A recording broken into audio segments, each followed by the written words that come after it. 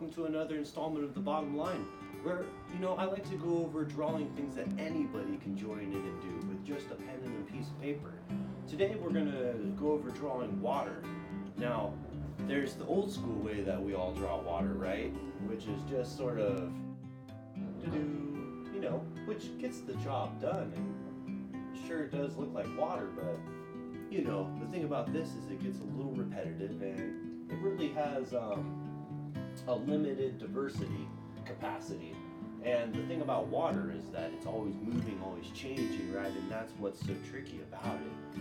And so what I've developed is a couple different sort of symbols that we can use to sort of get our gears going with water and then start drawing. So check it out. Here's some of the different patterns that I'll use when I'm doing water. Now remember, if you're at home and you don't draw at all, grab a pen, grab a piece of paper, and I guarantee you'll be drawing some really awesome water in a minute. So the first shape that I commonly use is this one. This is just basically trough, peak, trough, right? So that's the classic one I was just showing us. So the way that you can, have a new sort of form out of that is to break it down, right? So look, there's a smile in there which just goes peak, trough, peak.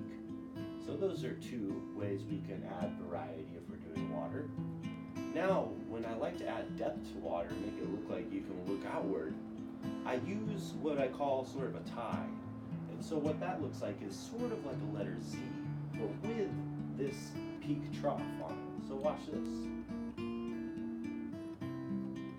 So look at that. Now notice it's not like a letter Z in the sense that it's all perfectly symmetrical.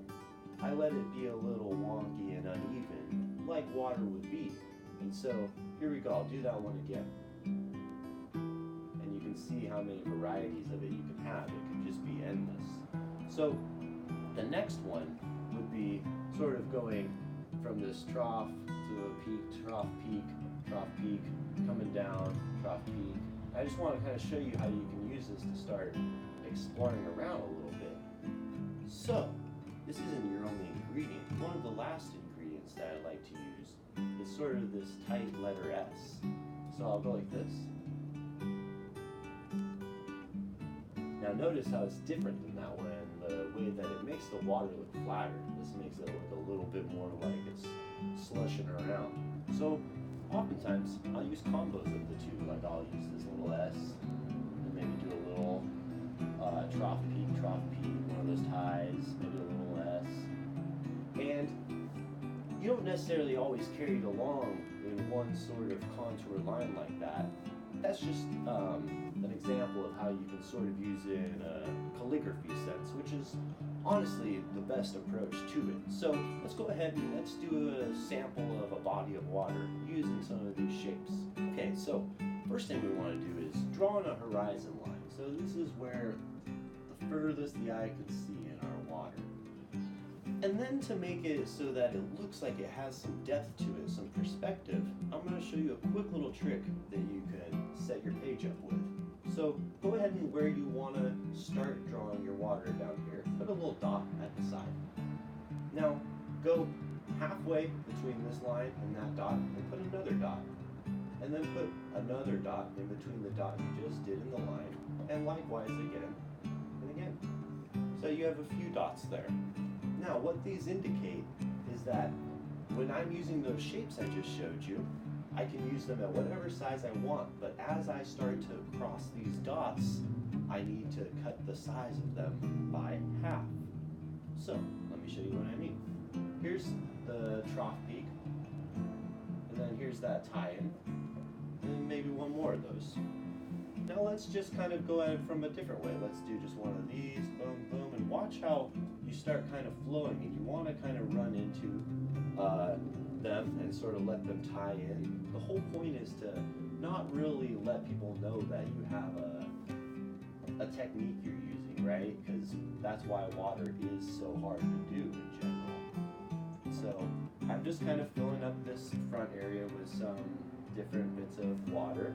Now notice they're all around the same size. Once I get to here, I'm going to go a little smaller. So say if I was generally doing them all about this length, I'm gonna go about this length. So now, and then, you know, you just want to kind of get in the zone. You'll get better at it as you go, and you just want to really kind of get flow in. Think of bigger waves. Remember that the peak trough is what makes your waves. So I can have areas where it's popping out a little more there. Now generally, as I start going backwards, you know, I keep it at it with this sort of motion, and it's really easy to make patterns. So if you start to see them appearing, really try to get rid of them. Now here's the other thing. I get looser as I go further back. Notice how these are getting a little bit less descriptive. And generally, with water, you want to flatten out and stretch out. So now they start kind of being more like this as I get back here. I'm doing them in littler pieces, and then as I even get back further, I'm going to do long lines and little dashes here and there, but generally keeping along. Now, the straighter you can go, the better. You know, I'm not really giving it that much precision, but you can see now how we have this body of water right here. And you know, what's fun about it is this can look a million different ways and still look like water. It's just something fun to kind of doodle when you have nothing to do and you're bored.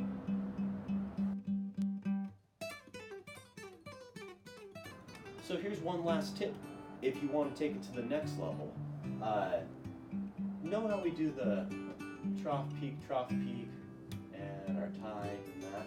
Well, what I'll sometimes do if I'm wanting to just expand upon this shape is I'll go to the peak, and out from it I'll do this last part of that Z, so something like this. Now notice how that just created all this depth right here. Real easy to do, and then you can shoot off of this with a whole other sort of run at it. And look how it looks when I go into those S's, and see how I can carry them around in a big, looks a little flatter there. Up here it's starting to look a little bit more raucous, right? So let's do another one of those peaks right here. And look at that, you just kind of start seeing the water. I don't necessarily using this technique need to know what it looks like in advance. Just an idea that this is going to be water.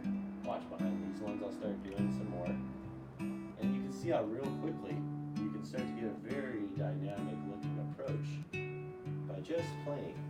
So hopefully this little tutorial has been helpful and makes you feel like, hey, I want to tune in next time and see what else is on the bottom line. Thanks.